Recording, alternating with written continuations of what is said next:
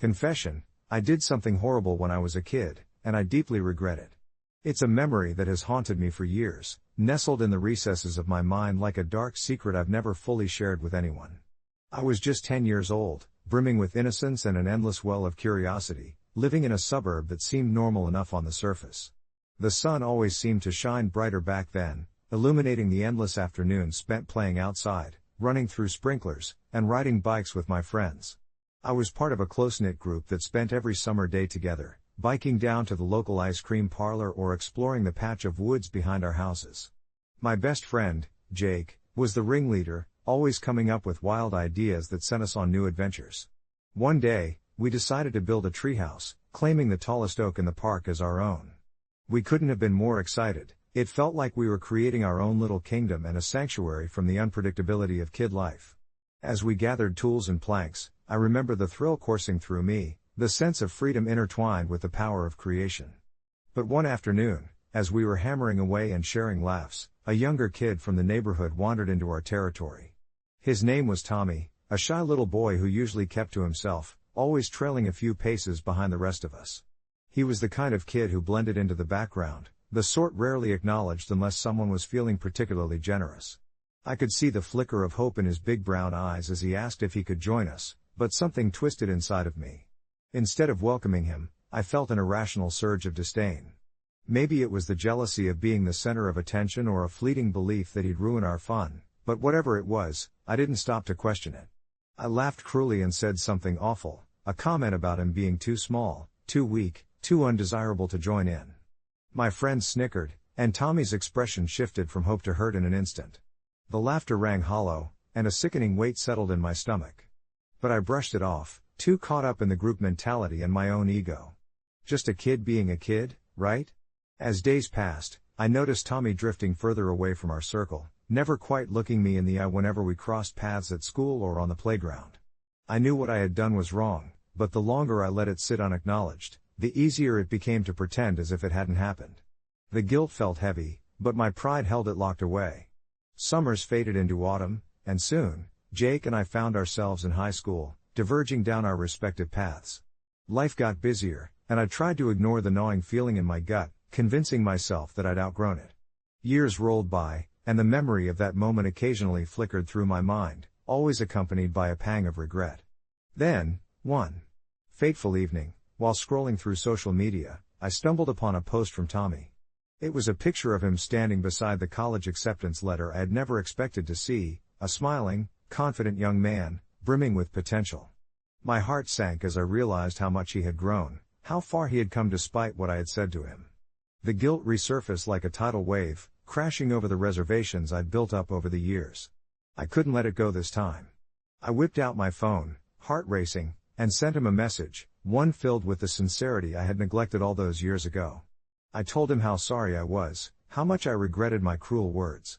I hit send, my heart pounding with anticipation and dread. When I received a response, it was measured and surprisingly kind. Tommy acknowledged my apology but added that he had long since forgiven me, though the wound had hurt at the time. He had learned to overcome the judgment of others and find strength in himself. Those words pierced me, they held an understanding that I didn't deserve. It marked the beginning of a tentative friendship. We started chatting occasionally, sharing bits of our lives with one another. I learned about his success in college, his passion for graphic design, his dreams to start a nonprofit for kids who felt lost and unwanted, like he had once. In return, I shared my own struggles, my wrong turns, and the lessons I had learned along the way. Each exchange helped to evaporate the distant sorrow that had clung to me for so long. In time, I came to realize that while I could never erase my past actions, I had the chance to create a different narrative moving forward. Tommy became a beacon of resilience for me, a reminder that even the smallest acts could lead to larger transformations. Each conversation carved a path toward healing. It helped open my heart while offering incredible insight into the lives of others. I began volunteering at a local youth center, guiding kids much like the younger Tommy I had wronged, and slowly, I felt that weight lift, replaced by a sense of purpose. Looking back on that summer, I realize how naive I was, how easy it was to slip into cruelty without understanding its burden. Sometimes, the smallest moments can define our futures, and everything I regretted turned into a lesson, a chance to rebuild the kind of person I wanted to be. Update: a few months later, I gathered enough courage to ask Tommy if he would be interested in collaborating on a community project, an inclusive art program for kids, blending creativity and kindness. To my delight, he was thrilled about the idea. Today, we run the program together, offering a safe space for children to express themselves without fear, to create rather than destroy. Sometimes, redemption comes when you least expect it, and from the ashes of my regret, I finally found a reason to hope. As the sun dipped low over the horizon, casting warm hues across the sky, I stood by a cluster of colorful murals we had completed the week before, each vibrant section a testament to the creativity unleashed within our community. The air was filled with the laughter of children, their giggles weaving together with the soft sounds of nature. It felt surreal, standing there with Tommy, who had become not only a partner but a true friend. We had spent countless evenings brainstorming ideas, and I was still in awe of how far we had come since my confession. I recalled the day I had finally gathered the nerve to reach out to him. My hands shook as I typed the message, reliving all the memories of our childhood and the pivotal moment when everything had spiraled out of control. I remember hesitating, debating whether I should send an apology along with my pitch for a project or if I should simply focus on moving forward together. After a long, sleepless night, I hit send, letting my hope soar despite the fear of rejection looming over me.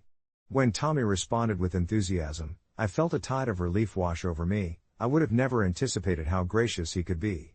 Working side by side with him in our new endeavor was like stitching together a patchwork of broken pieces into something truly beautiful. And those children, seeing them gather, picking up their brushes as they painted side by side, created an inexplicable warmth in my chest. I felt like I was a part of something larger than myself, something positive. I watched as they learned to collaborate, encouraging one another, dissolving any hint of doubt with laughter and the joy of creating. Tommy often shared his adventures with the kids, how he would sit on the worn-out grass, giving them pointers while they experimented with colors and textures, fostering not just their artistic minds, but their spirits as well. The program grew, word spread, and soon parents were coming to us, grateful for the outlet we had created, a haven for their kids to explore their feelings and abilities. Yet, amidst the joy that filled these moments, I occasionally felt the quiet tickle of guilt stir within me. Was this enough? Could I ever truly atone for the pain I caused Tommy? I tried to dismiss those thoughts, but even now, years later, they would seep into my moments of reflection. One afternoon, as a golden sunset illuminated the art we had created, I turned to Tommy, ready to unearth the topic I had been avoiding. Do you remember? You know, what happened when we were kids? I want you to know how sorry I truly am for everything. He paused, his brush gliding to a halt as he glanced at me, a flicker of surprise in his eyes, but then that familiar, understanding smile curved on his lips. You know, Alex, I appreciate you saying that. But it's okay. We were kids, and kids make mistakes. I forgave you a long time ago, I just didn't know how to talk about it then. Relief washed over me, and the weight on my shoulders lightened considerably. In that moment, the bond we shared felt even more profound. Forged from both traces of hurt and a new relationship built on trust. As the laughter of children filled the air, mingling with the warmth of dusk, I realized that moving on doesn't always mean forgetting, it sometimes means embracing growth. Our project was thriving, and while my past lingered like a shadow, it was a shadow softened by the light of forgiveness. We were not the same boys anymore, each of us had transformed, with our scars merely hints of our shared history, and the lessons we learned would guide us in nurturing the next generation of artists. In the midst of the children's creativity, I saw a reflection of hope, not just for them but for myself as well. While the past remained a testament to my mistakes, I had forged a new path, one paved with kindness, creativity, and community. As I looked around at the children, their tiny hands smudged with paint and their eyes gleaming with inspiration, I could finally breathe. It felt as if the universe was gently reminding me that redemption is possible, even when you fear it may never come. With Tommy by my side, we moved closer to a brighter future, filled with artistic dreams, and laughter that echoed long after the sun had set. And as I watched the sun dip completely beyond the horizon, I found solace in the silence of a night that promised the dawn of a new day, a new opportunity to be better. Each night after the workshop ended, I found myself lingering a little longer, swept up in the afterglow of creativity and connection.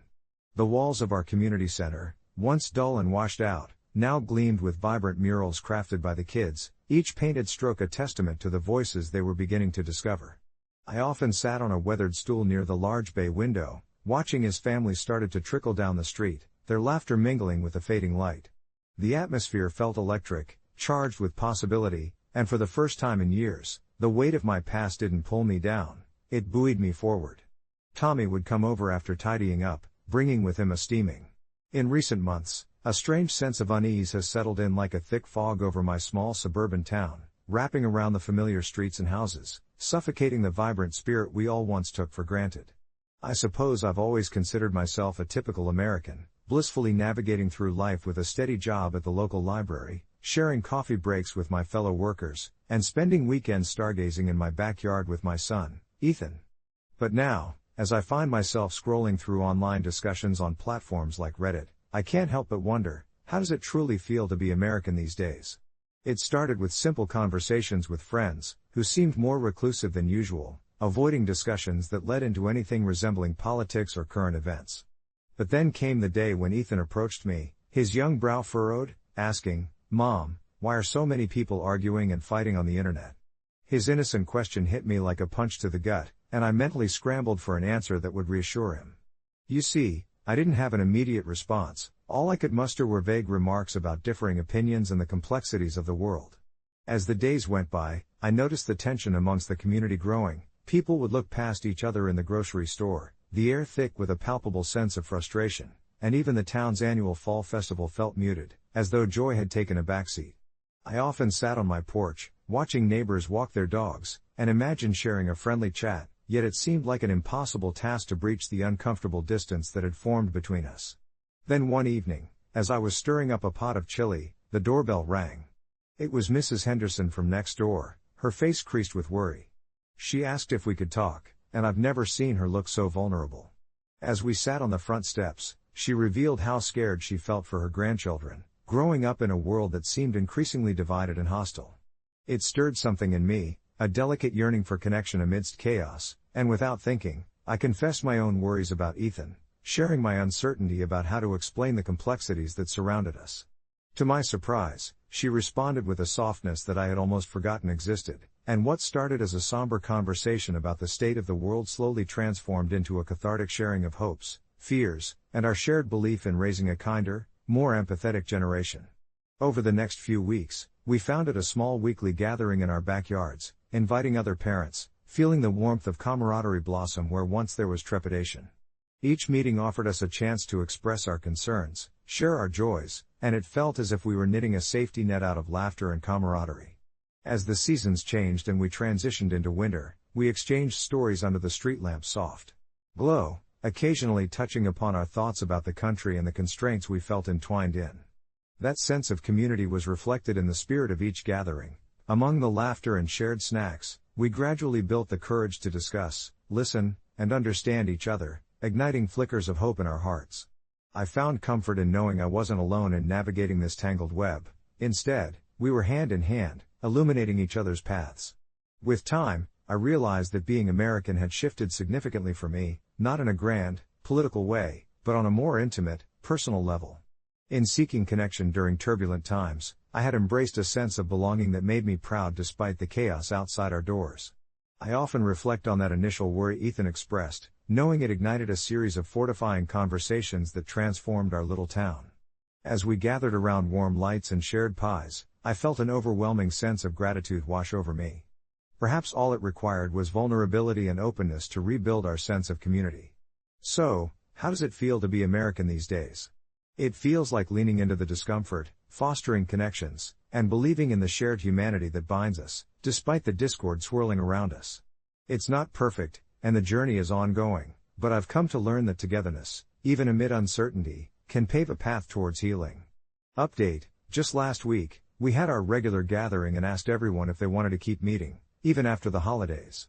Our conversation was filled with excitement, and we decided to start a community project where we write letters to local lawmakers about our hopes for the future, inviting our children to participate.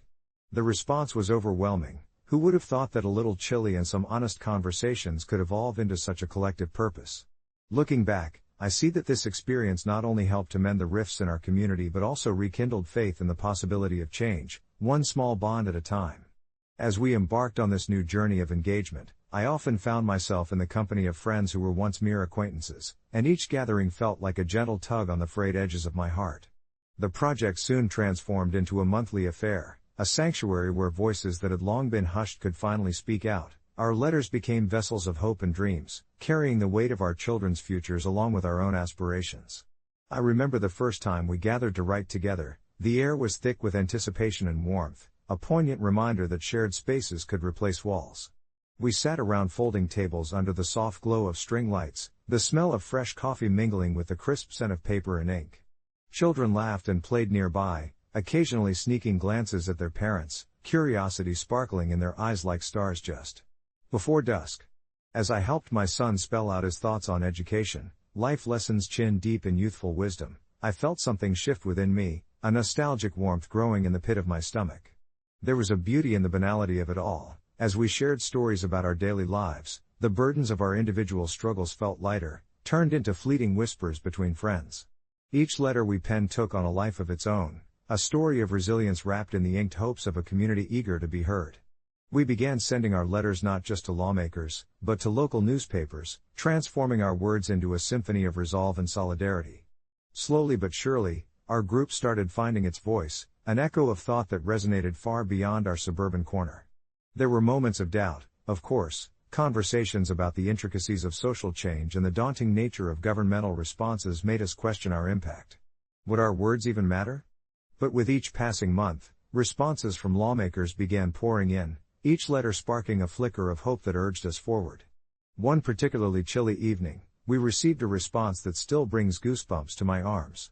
It was from a state senator, acknowledging our letters, commending our efforts, and inviting us to a community forum to discuss our ideas further.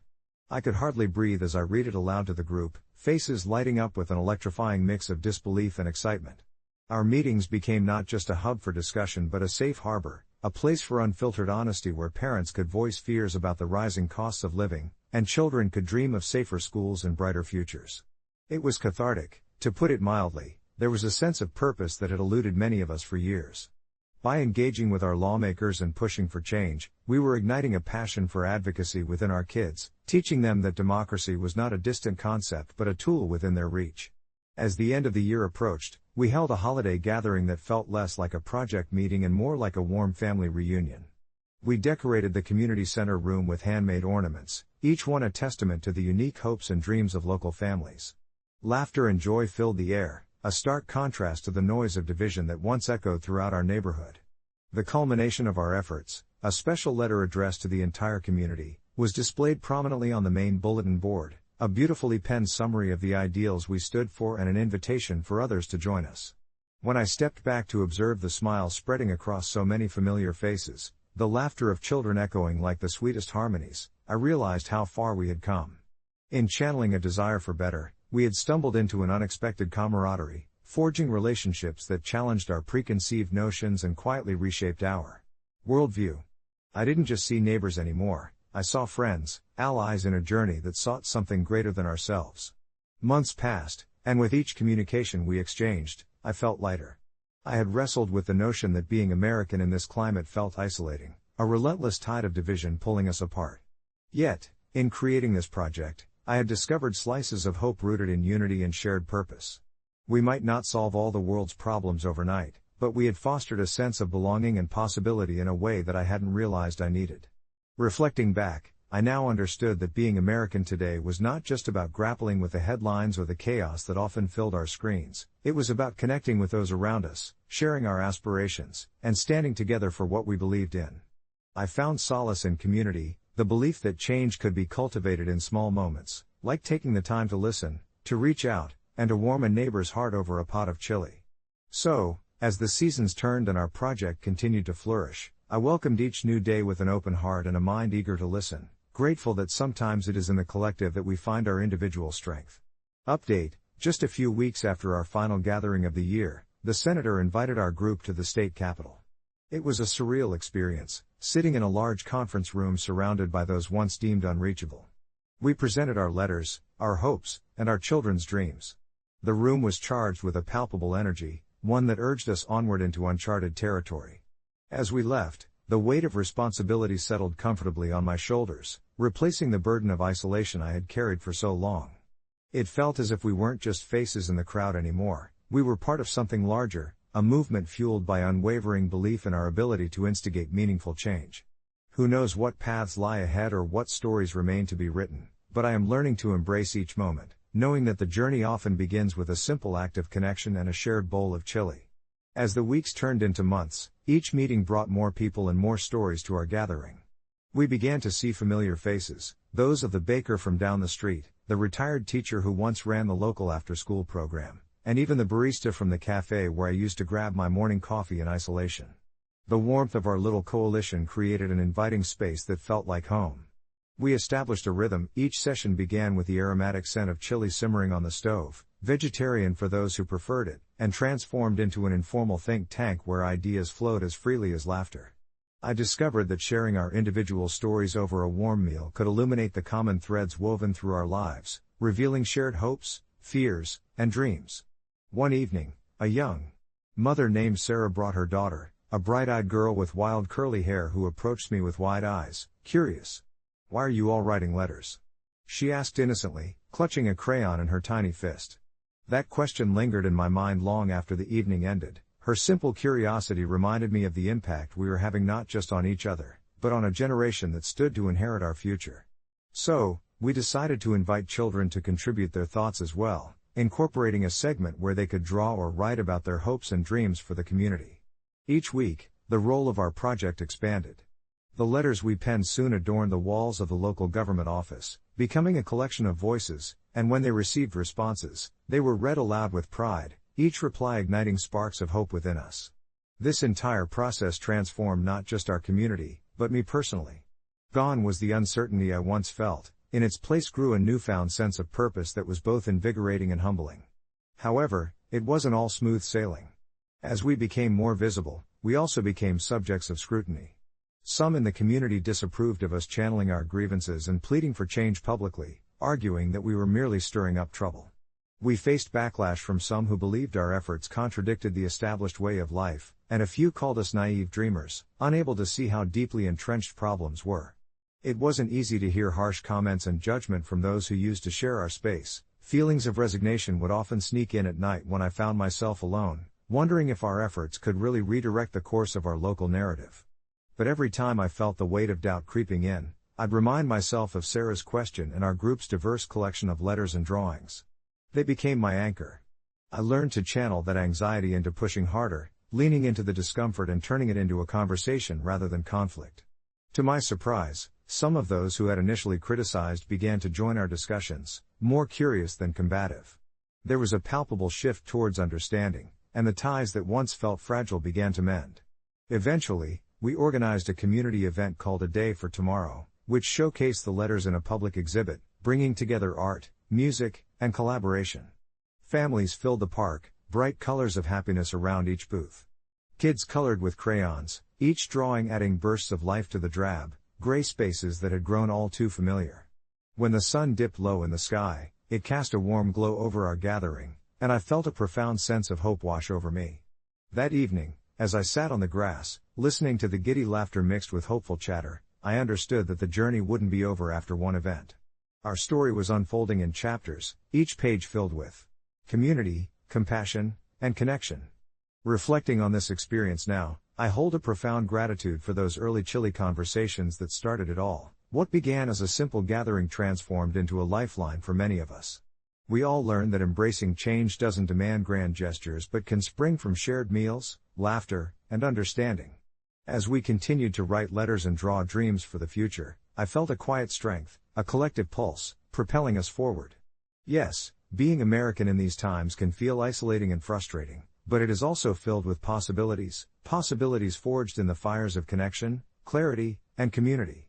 I've come to realize that every bond we create, no matter how small, moves us one step closer to a better tomorrow, encouraging each of us to ask not just how it feels, but how we can actively shape the narrative together. And as life often does, it nudged us along, never letting us stay stagnant for too long. As I'd sit pondering how much had changed, I realized I was no longer carrying a weight but rather a flame, igniting others along the way. As we continued sharing our dreams, who knows how far this flame could travel. The soft hum of the summer air filled my lungs as I leaned back against my old porch swing, the creaking rhythm calming me, but still the unease twisted like a vine in my stomach. I had always considered myself a peacemaker, the kind of person who would rather diffuse a tense situation than throw a match at it, but here I was, grappling with a decision that felt monumental. My best friend Jenna had been meticulously planning a family vacation for months, a week-long getaway to the coast that she'd promised would be filled with laughter, beach bonfires, and endless sunshine. However, the excitement I felt morphed into something sour when, at a recent gathering, Jenna's brother Alex introduced me to his girlfriend, Tara. From the moment we shook hands, I could tell something was off. Tara had a way of smiling that felt forced, as if she were performing for an audience rather than engaging in a genuine interaction. Still, I brushed off my instincts, telling myself I was being overly sensitive. But it didn't take long for her true demeanor to surface. During a casual conversation with a group of friends, I had made a harmless joke about how I would never be brave enough to go bungee jumping, and Tara laughed a little too loudly, before leaning in and saying, "Well, good thing you're already so grounded, there's no chance of you jumping off anything anytime soon." It was meant to be a quip, but something in her tone pierced deeper into me, and I felt heat rise in my cheeks. I chose to ignore it, hoping it was a one-off incident. However, the comments soon escalated into a series of passive-aggressive jabs aimed at my tastes in music and my professional aspirations, each one wrapped in a layer of mockery that left me feeling increasingly small. I knew Tara was Jenna's brother's girlfriend and that I had to play it cool for the sake of everyone else, but when the day came for the beach trip, I felt a seething ball of anxiety lodged in my throat as memories of Tara's comments replayed like a broken record. When I got the message from Jenna, confirming the details of the trip, it struck my mind like a hammer. "You excited for family time?" It read, and my heart sank. How could I possibly enjoy a week in close quarters with someone who belittled me at every turn? Thoughts raced through my head. It seemed so trivial on the surface, but I had always been taught that you should trust your gut, no matter how small the issue may seem. Should I express my concerns, tell her what her brother's girlfriend had done to me? Or would it make me seem overdramatic, an asshole ruining a family vacation? I wrestled with myself throughout the night, tossing and turning until morning brought clarity, not resolution, but clarity. I had to make a choice, either go and endure the taunts or cut my losses and cancel my reservation, which felt like a betrayal against Jenna, who had so eagerly planned this trip. As the sun rose, I decided that I wouldn't attend this trip. I thought about how I deserved to be treated better, that allowing Tara to ruin something I had looked forward to would only deepen my frustration. I sent Jenna a calm and thoughtful message, explaining my feelings and why I felt I could not join them this time around. I poured my heart into those words, conveying that it wasn't her fault, and nothing to do with the family. It was about wanting to protect my own peace. The response came quickly, and my stomach churned as I watched the three little bubbles appear and disappear, Jenna typing and erasing, typing again. Finally, her message arrived, "I'm sorry. I had no idea. Do you want to talk about it?"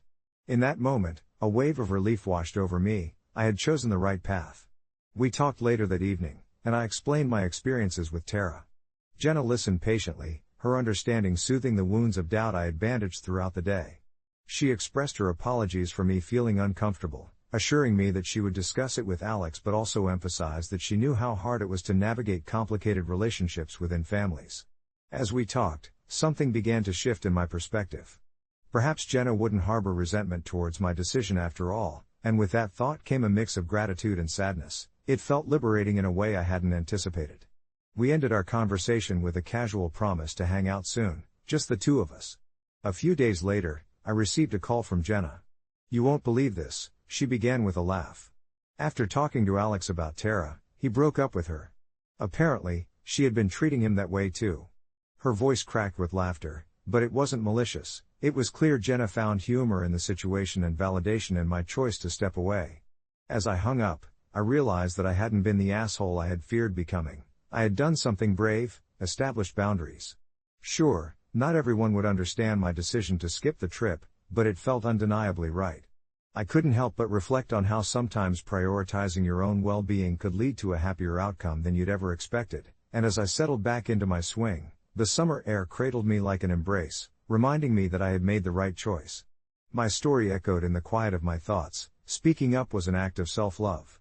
As the last rays of the sun dipped below the horizon, casting golden hues across the sky, I let the stillness of the evening wrap around me like a comforting blanket. The tension from earlier in the week, those heated moments filled with uncertainty and anxiety, slowly began to dissolve into a mere backdrop of distant anxiety, allowing for introspection to take center stage. It was strange how life could shift so abruptly. One moment I was gearing up for what I thought would be a joyful family vacation with friends, and the next, I was choosing personal boundaries over chaotic gatherings that had become tinged with past grievances. I had known Sarah and her family for years. We shared countless gatherings, laughter-filled dinners, and holiday celebrations. Their home was a second family to me, yet the arrival of Jake's girlfriend, Mia, had changed the atmosphere entirely.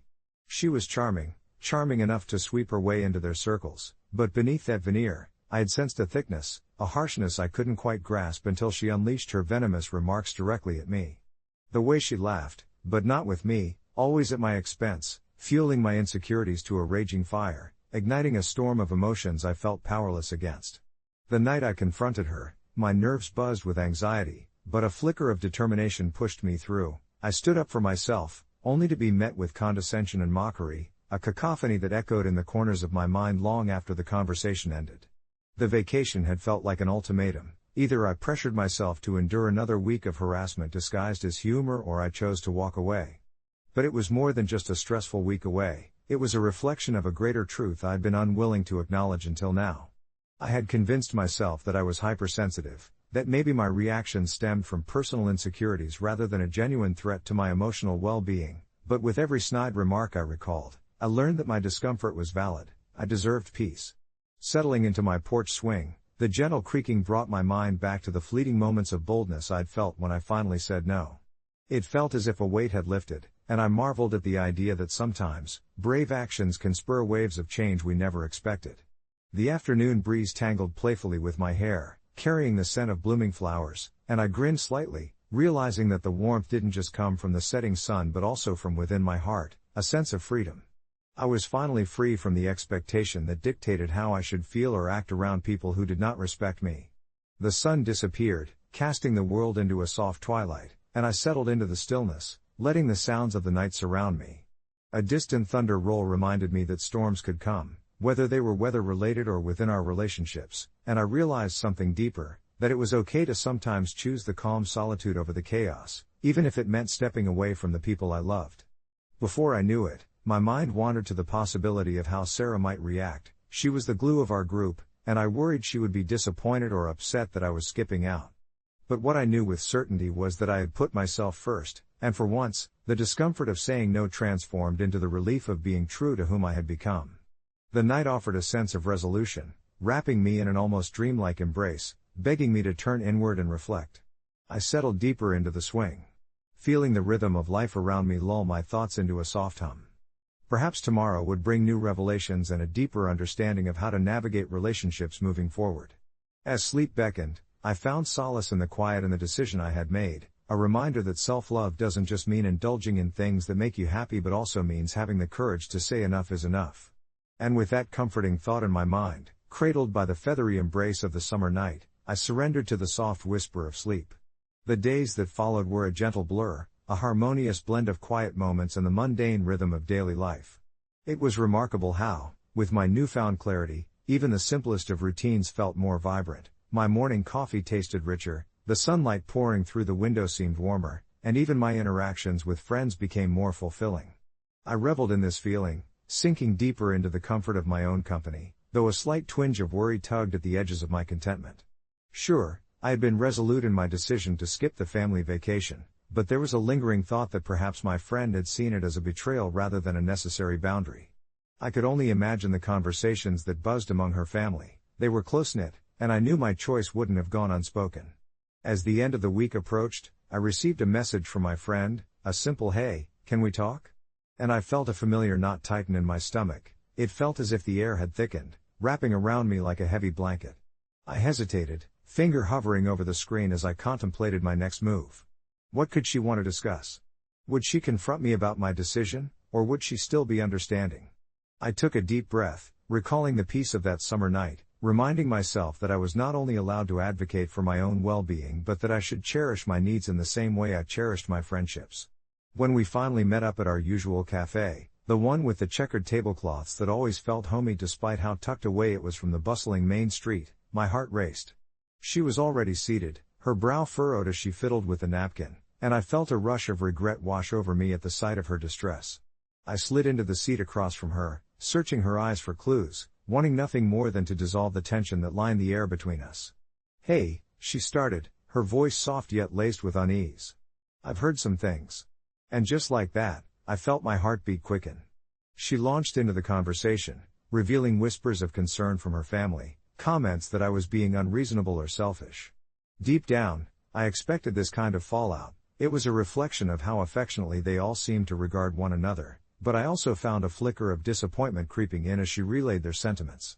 "I just wish you could have talked it out with us, you know?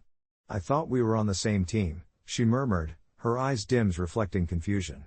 In that moment, I felt a rush of emotions surge through me, anger, guilt, and a tinge of sadness. I wanted to lash out, to explain how her brother's girlfriend's behavior had threatened my peace, that my choice wasn't born of spite but of necessity. Yet her hurt was palpable, and I could sense my need to defend myself was clashing with the urge to reassure her. "I understand how it might seem," I began slowly, choosing my words with care. "But I had to protect myself. The way she treated me, it wasn't right. I tried to reach out to you, but every time I did, it felt like there was more tension, and I truly did fear what being around her would mean for me." For a moment, silence fell between us. I watched her shoulders relax slightly as she processed my words, and although I wished desperately for a way to bridge the gap that had formed, I held my breath, hoping that understanding would find its way between us. Eventually, she lifted her gaze, and there was a soft vulnerability in her expression. "I wish you had just told me everything sooner," she said, her voice trembling slightly. "None of us are perfect, and I don't regret wanting to include you. I guess it just hurt hearing you weren't coming along. I'm always grateful for friendships," I thought as we talked, pained in the moment yet intertwined in a kind of healing I hadn't expected. While she didn't outright apologize for her family's words, nor could I expect her to, we both recognized a pathway back to each other, one paved with honesty and understanding. As we navigated through our feelings and learned how to express our vulnerability, I felt the weight begin to lift from my chest, replaced by the flicker of something warm and familiar. We spent the rest of that afternoon laughing over shared memories and even exchanging stories about our most awkward moments. By the time we parted, the tension had dissipated, and we were back on that familiar wavelength, the bond more profound for having tested its limits. I felt an overwhelming sense of relief, like returning home after a long journey, and in my heart, I acknowledged that friendships, like life, would have their peaks and valleys. Weeks later, I received a postcard from their trip. There was my friend's cheerful handwriting, accompanied by a sweet note about the beach days and messy adventures, all punctuated by light-hearted illustrations. As I hung it up on my fridge, right next to the one from my own getaway, I realized the power of choice was a beacon for light in my life. It reminded me that standing up for my well-being didn't just protect me, it encouraged a space for openness and connection. The quiet comfort of being true to myself weaved itself into the friendships I cherished.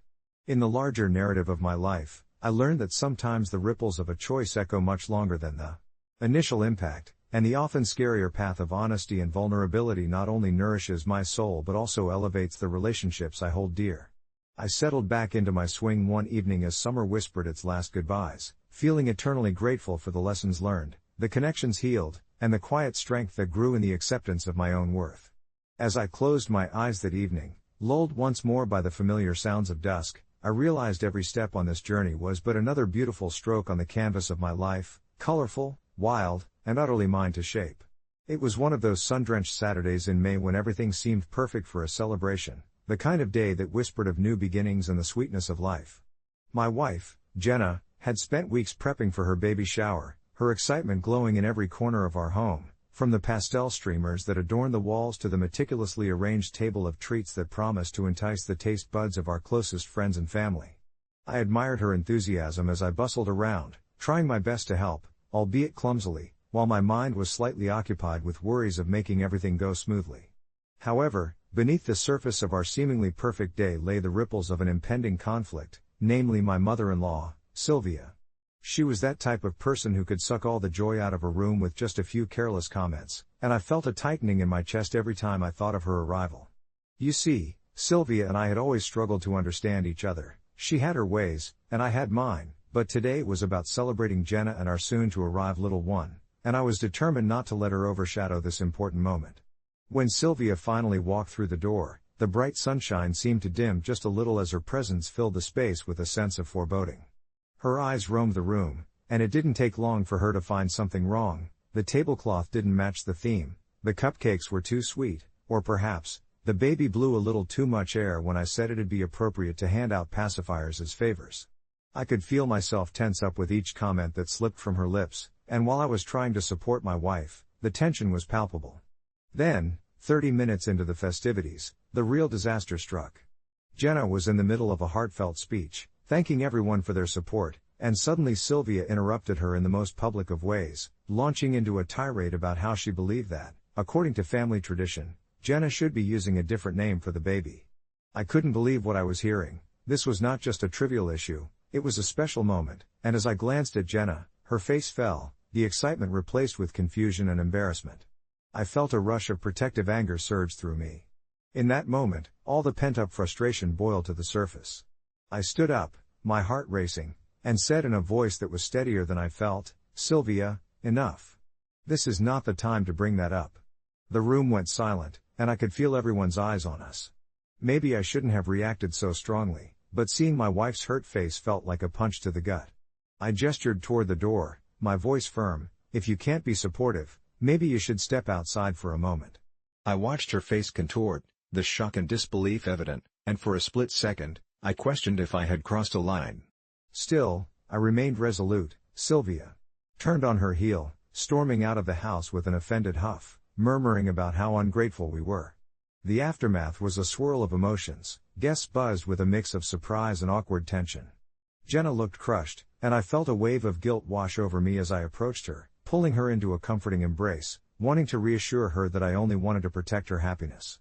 To my relief, she surprised me by murmuring softly, "Thank you for standing up for me." It let a little light back into my heart, and as the celebrations continued, the atmosphere shifted slightly. Jenna's friends rallied around her, lifting her spirits with laughter and light-hearted games, and for a while, I allowed myself to revel in the moment, pushing aside the consequences of my earlier actions. But deep down, I wrestled with the thought of how I'd now probably solidified a rift between my wife and her mother. It was a bitter pill to swallow, and as an evening breeze drifted through our open windows, I felt torn between feeling protective of my wife and maintaining peace with Sylvia. In the days that followed, I found myself spiraling deeper into my thoughts. Sylvia called, demanding to talk, and I had to prepare myself for the confrontation that would follow. Surprisingly, when we sat down to speak, I was struck by her vulnerability. She opened up about feeling left out and the pressure of tradition weighing heavily on her shoulders. Through cautious conversation, I learned about her fears of losing her daughter to motherhood, a pain that resonated with me as I thought about my own parents' transition into grandparenthood. I realized I had acted out of impulse, but it didn't change the past. I still had a loving family that needed to find a compromise. Upon returning home, Jenna and I discussed the possibility of inviting her mother back over, trying to mend the torn fabric of our family before the baby arrived. And so it happened. A few weeks later, we hosted a small dinner, during which apologies were exchanged and an understanding was reached. Things certainly shifted, and they may not be ideal, but for now, we created harmony out of chaos, and I learned that sometimes, love requires a measure of patience and a willingness to listen. In retrospect, maybe I was the asshole for my instinctive reaction that day. Perhaps there were better ways to handle the situation without kicking my mother-in-law out. But I also didn't regret standing by my wife, fiercely protecting her in a moment of vulnerability. Family is messy, and though the road to reconciliation is ever evolving, I now know that sometimes you must navigate through the storm to reach the calm that follows. And every bit of our journey, the laughter, the tears, and the misunderstandings have taught us just how precious this new chapter in our lives truly is. As I sat on my bed that evening, shrouded in the soft glow of the bedside lamp, 1,000 thoughts swirled in my mind, each one heavier than the last. I had replayed that chaotic moment from the baby shower over and over like a broken record, searching for a sign that would confirm whether my instincts had led me right, or if I had truly crossed an unforgivable line. The laughter of our friends and family felt very distant now, fading like echoes in a cavern, replaced swiftly by the memory of my wife's tear-streaked face as she hurried into our bedroom to avoid any further conflict. She was carrying the weight of impending motherhood, stretched tight like a thin thread, and it had taken just a few careless words from her own mother to snap that thread. Seeing her heartache had ignited a fire within me, one that I wasn't sure I could contain. My mother-in-law's unfiltered comments blended with the uneasiness of the day, how she had seemed so determined to insert her perspectives on parenting, as if she was the one digging her heels into the ground while our lives were changing in uncharted ways, a territory that belonged to my wife and me alone. As the evening unfolded, I found solace in preparing a calming chamomile tea. The ritual seemed to slow time, allowing me to breathe in deeply and let the warm scent engulf me. I climbed into bed, the blankets cocooning me in a false sense of security while I waited for my wife to return. Minutes stretched, but just as I began to worry, I heard the softly creaking door hinge, a familiar sound that stirred a mix of anxiety and comfort. My wife, her dark hair tousled and eyes reflecting remnants of sorrow, slipped quietly into the room. She settled beside me, and at that moment, the world outside faded away. We sat in silence, the kind of silence that was both heavy and light, until she finally turned to me, her voice barely a whisper. "Did you really mean what you said?" The question hung in the air, and I felt my heart race, unsure of whether she was referring to my outburst at her mother, or my unending commitment to her. I rested my hand on her knee, wanting her to feel the certainty that buried deep within me, a promise of support and love. "I did," I replied, swallowing hard. "I would do anything to protect you, to give you the space you need to breathe and to enjoy this moment. I just wish it didn't have to turn out like that." Her eyes glistened as she listened, and before I knew it, she was leaning into me, softness enveloping the tension we had been navigating. "I don't think you're the asshole," she finally sighed, and with that, a weight lifted. We spent hours talking, recounting moments of laughter and joy shared with friends that day, allowing ourselves to drown out the negativity that had seeped in. It felt cathartic to process the situation as a team, dissecting my mother-in-law's motives and her unwavering beliefs regarding parenthood. In the days that followed, we tentatively re-established connections with family, recognizing that confrontation wouldn't mend the fragility of the relationships we had nurtured. I called my mother-in-law shortly after our heart-to-heart, a move that surprised even me. Over the phone, feelings bubbled to the surface, empathy and forgiveness teetered on the edge as my throat went dry with uncertainty. I told her my side, we both teetered around our truths, and even though her voice was laced with defensiveness, there were moments of understanding, like threads stitching together the rips in our bond. It was humbling to recognize that the older generation often has their own baggage, fears and regrets hidden behind open mouths, bursting at the seams during celebrations meant for joy. It wasn't easy to navigate those conversations, but every effort became a stepping stone toward healing. Gradually, we created a delicate truce.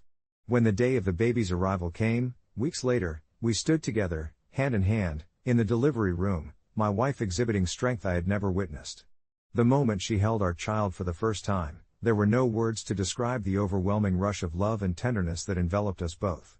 The air was heavy with realization. We weren't just welcoming a new member of our family, we were forging a deeper connection within our own little world, while learning how to coexist with those we hold dear, despite our differences. As we navigated through the chaos of new parenthood, family visits filled the days, and though at times, the air thickened with lingering tension, we remained vigilant, united in our commitment to each other's happiness. And perhaps that moment at the baby shower, messy as it had been, allowed us to find clarity in our approach to love, communication, and the intricate tapestry of family life.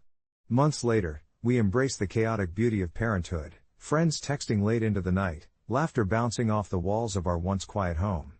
The lessons learned from that day remained etched in my heart. I no longer saw motherhood and family as simple constructs that existed in perfect harmony.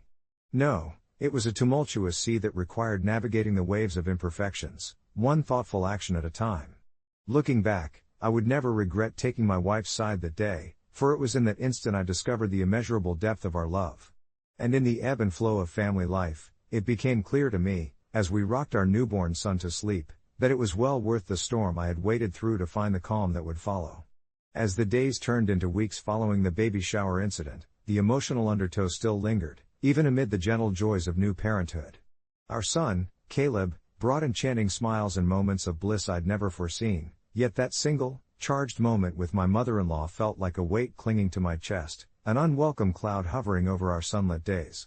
My wife, Emma, had handled the fallout with such grace. She spoke to her mother multiple times, navigating an apology that I secretly hoped would bridge the gap in their relationship. Though I wanted so desperately to make things right, a quiet part of me felt that my actions were justified. Each time Emma picked up the phone to soothe her mother, I flashed back to that day, reliving my protective instincts, the icy chill of her words when she belittled Emma's fears about becoming a mother. It was uncharted territory for all of us. The little things that had once seemed minor began to feel monumental. As we decorated Caleb's nursery, laughing over colors and themes, I learned a lot about the fragile nature of our lives intertwining. Every department of parenting was steeped in endless questions, yet those moments forged bonds even tighter than I'd ever experienced. I remember specifically one evening, wrapped in a cozy blanket, Emma nursing Caleb while I sat close, watching them share an intimate world of their own. In those tranquil moments, I wiped away insecurities about my role as a father and husband. Those vibrant emotions painted love all around me. But it wasn't long before I could no longer ignore the changes in Emma's demeanor. I noticed the slight downturn of her mouth, the glances she threw towards her phone as if waiting for a message that never came. After a few days of deliberation, I finally asked her if she wanted to reach out to her mother again. Emma sighed, her brow wrinkling as if I'd pressed on a still fresh bruise. "I wish things were different," she finally said, her voice trembling. "I didn't want a rift between us. She was always someone I leaned on." Her admission hung in the air, light but heavy with meaning. I wanted to heal the fracture that my reaction had caused, yet I also grieved for the rift I had helped create, feeling like I had been cast into the rolling waves without a life preserver. Gradually, I came to appreciate that even when we feared failure or confrontation, the need to confront uncomfortable truths was indeed the path toward resolution. One day, I encouraged Emma to write a letter to her mother, to express her feelings as authentically as she could without the pressure of a direct conversation that might stir the tide once more. It seemed therapeutic, piecing together thoughts that had flitted away amidst the chaos of emotions. Watching her pour her heart into that letter ignited a sense of calm in me. Life could be met through love, however imperfect, however messy. Weeks later, I returned home from work to discover Emma sitting in the living room, her expression a mix of anticipation and anxiety. "I heard from Mom," she announced quietly, gripping Caleb against her chest. The love in her gaze was infectious, simultaneously bringing peace and apprehension to my own heart. She explained how the letter had opened a door. The words flowed freely between them as if acknowledging the storm for what it was, without casting blame. Her mother, too, admitted her shortcomings and regret, recognizing the tempest that had brewed without her even realizing it. Their conversation meandered into a heartfelt exchange about expectations and the bonds that can both bind and separate family members. I could sense the heaviness lifting from Emma, creating space for laughter again, for joy, even among our challenges. Perhaps in some strange way, inviting her mother back into our lives would provide the companionship needed, not just for our son's milestones but also for the caregiving that would render our family life richer. Everything led up to the moment when we decided to invite Emma's mother to meet Caleb. On that warm Saturday afternoon, a few delicate clouds drifted across a sunny sky while the laughter of children reverberated through the air from nearby playgrounds. I prepared myself, half anxious but hopeful. Emma's mother arrived cautiously, her hands clutching a small gift, a soft blanket for our son. I couldn't help but see the nervousness in her actions as she approached, aware that old wounds were still healing beneath the surface. However, when Caleb gazed up at her with those bright, curious eyes, I saw something magical happen. Love blossomed amid uncertainty. As they shared clumsy but heartfelt moments in the nursery, it struck me how bridges could be patched and construable walls dismantled in small, careful increments. My heart swelled as I saw Emma guide her mother, pointing to Caleb's tiny fingers, her proud tone showcasing the sweet chaos of our family life. In that moment, I realized that we all carried our storms in different ways, yet together, we could find harmony amidst the noise. By facing not just my mother-in-law but my own fears, I learned that family doesn't come with guarantees, rather, it evolves, beautifully scarred yet resilient through the tides of time.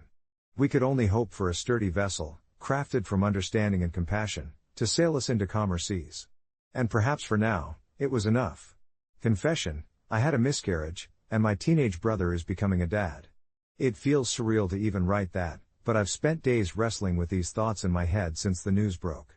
I'm 25, married to Jason for a few years now, and I've always imagined the laughter of children filling our cozy little home. When I got pregnant last summer, it felt like the stars aligned perfectly. We decorated a nursery, picked out baby names, and chattered for hours about our future. But then, life threw a cruel twist my way. My heart shattered in that sterile hospital room when the doctor told me there was no heartbeat. Grief swallowed me whole, leaving a hollow ache that tainted everything. It's a pain I still can't quite articulate, but it morphed into a numbing shadow that followed me relentlessly. Lately, I've been coming to terms with that profound loss, a heavy burden dressed in silence, when without warning, the ground shifted beneath my feet again. That's when I learned that my little brother, Dylan, had been keeping a secret. 18 years old and just as naive as any teenager, he was going to be a dad. I remember the moment vividly, how the words slammed into me like a train. We were sitting at the kitchen table, a bowl of my failed attempts at cookies sitting between us, and he blurted it out in the most nonchalant manner, as if casually discussing the weather. "I'm going to be a father," he said, and just like that, lunch became something else entirely. I felt a wave of resentment crash against the pain of my miscarriage, an ugly jealousy creeping in unexpectedly. The very thought of a teenager having a child while my dreams had crumbled felt like a slap in the face. Couldn't he see the cruel irony of it all? But inside, I wrestled with wanting to be happy for him, wanting to support him the way I should, knowing he was scared and confused too. Trying to be the understanding sister, I fought through my own devastation, putting on a brave face while my insides twisted in turmoil. As days turned to weeks, I found myself lingering on thoughts of Dylan's future child, knowing that whenever I'm around, I'll inevitably be reminded of what I can't have. I began to study him closely, watching the boy I grew up with morphing into someone that seemed more like a man, navigating parenthood with an unsettling mix of naivety and optimism. He was excited, constantly dreaming up plans and soaking in parenting advice from online forums like some eager college student studying for finals. During quiet moments, I wrestled with guilt. How could I envy him when I knew all he was feeling was sheer joy? I was torn between pride and this gnawing grief. The emotional conflict left me feeling utterly isolated. One evening, as we sat on the porch watching the sunset, he turned to me and asked, "Are you okay? You seem distant." The sincerity in his voice almost broke me. It was a simple question, a probe into the emptiness I'd wrapped around myself, but his words hung in the air like an unwelcome reality. I realized then I needed to share my pain. I couldn't keep wallowing in sorrow while he brought new life into the world. So, I took a deep breath and opened up about my miscarriage, letting tears spill freely as I spoke of the heartbreak and emptiness that had settled in my heart. I explained how it felt like I was living in a world filled with what-ifs, and how Dylan's happiness felt like a constant reminder of my loss. He listened quietly, processing every word. The air was thick with understanding, and what surprised me was that I felt lighter afterwards. By sharing my grief, I allowed us both to find common ground, a sort of sibling connection that transcended our individual struggles. When the day finally came for him to become a father, I was there, standing in that hospital room filled with the scent of antiseptics and new life. Watching him hold his child for the first time ignited a bittersweet cocktail of emotions within me, joy mixed with sorrow, but I didn't shy away from it. Instead, I let the feelings wash over me, acknowledging my pain while celebrating his joy. I realized I could be happy for him while still grieving my loss. Those two feelings could coexist in a strange, beautiful contradiction. As I held that tiny, precious life in my arms, Dylan's son, I felt hope stir within me for the first time in months. Maybe, just maybe, this was a new beginning, a chance to carry on a different legacy of love, despite the wounds that life had dealt me. We sat in that hospital room for hours, sharing stories, laughter, and all the hopes we had for this child. At that moment, I knew that while life had taken so much away from me, it had gifted me with something else, a deeper love for my brother and an abiding hope for the future. Things will be different now. I may have moments of sadness, but they wouldn't drown me anymore. So maybe this is my confession. Loss can open a door to unexpected joy, and in embracing all parts of life, I finally found a way to heal. Update: it's been 6 months since Dylan's son was born, and honestly, it feels like a new chapter for us all.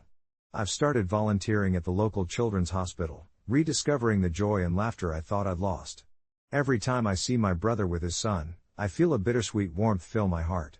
I still have moments of sadness, but they're gradually shifting into something deeper, a commitment to support them both as they navigate this new adventure. Grief, I've learned, doesn't disappear. It whispers reminders of our past while urging us to fill our lives with love, creating legacies in unexpected ways. I'm grateful for the laughter, the late-night feedings I help with, and most importantly, the bond my brother and I have now forged through this journey together. Life continues to surprise me, and I'm learning to embrace it. As I sit in the living room, the soft glow of the evening light filtering through the sheer curtains, I can't help but reflect on how much has changed since that stormy day when I had my miscarriage. The sound of my brother's laughter, muffled from the kitchen where he's prepping a bottle, is like a balm to my heart, soothing the lingering aches. I had imagined this moment differently. I had dreamed of a family of my own, of swaddling my baby in cozy blankets and whispering sweet nothings while my brother looked on with a smile. Yet here he is, at 16, with a tiny human depending on him and, strangely enough, it feels right in an imperfect way. I thought I'd feel a twinge of jealousy each time I held his son, but instead, that same warmth envelops me again, a testament to the resilience of the heart. Every coo and gurgle from the crib ignites a sense of hope, a gentle push toward healing that I never anticipated. In these fragile moments, my brother and I have built an unspoken pact. We support each other through the sleepless nights, the endless diaper changes, and the moments of sweet tranquility spent just watching the baby drift into slumber. It's intoxicating, the way his face lights up when he talks to his son, his eyes softening as they connect through shared giggles and baby gurgles. It's a language of love that we've both learned to speak, translating our pain into something beautiful. That first time I held my niece, I felt like a part of something larger than my grief. I had been handed a new role, an opportunity to nurture not just this innocent life but also the shattered pieces of my own. Each day, as my brother and I sit together, we share stories from our childhoods, countless memories painted with laughter and mischief. His son, cradled in his arms, becomes the canvas upon which we weave our histories. Yet, there remains a delicate balance of sadness beneath the surface, intertwined with the joy. I find myself caught in a delicate dance, cherishing these moments while acknowledging the emptiness I still carry. I confide in my brother during our quieter evenings, sharing my fears about motherhood that will never come to fruition for me. "It's just not fair," I had said one night, the weight of my words hanging thick between us. But my brother looked at me, his expression solemn but understanding. "Life isn't fair. But we can choose what we make of it." He smiled, rubbing the back of his neck like he always does when he's deep in thought. It was a reminder that even amid sorrow, we could carve space for joy, both for ourselves and for each other. Over the weeks, I've started to register the changed dynamics within our family. Our parents, initially overwhelmed by the unexpected news of my brother's impending fatherhood, have softened into their roles of adoring grandparents, frequently stopping by with meals and advice dripping with their affection. I've found it fascinating how joy can spread like wildfire, consuming the remnants of grief and weaving it into new patterns of family bonds. Some days, I catch glimpses of our old lives, my brother and I teasing each other about our teenage antics, which ignited laughter among ourselves. I sometimes wonder if these moments are reminders of the innocence we are desperately trying to capture amid this upheaval.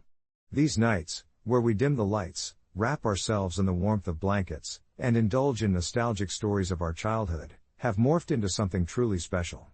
As the days pass, I often find myself reveling in the simple joys, the soft touch of the baby's tiny hand around my finger, the way his wide eyes explore the world with curiosity, and the way my brother beams every time he sees his son accomplish even the smallest of feats, like a smile or a coo.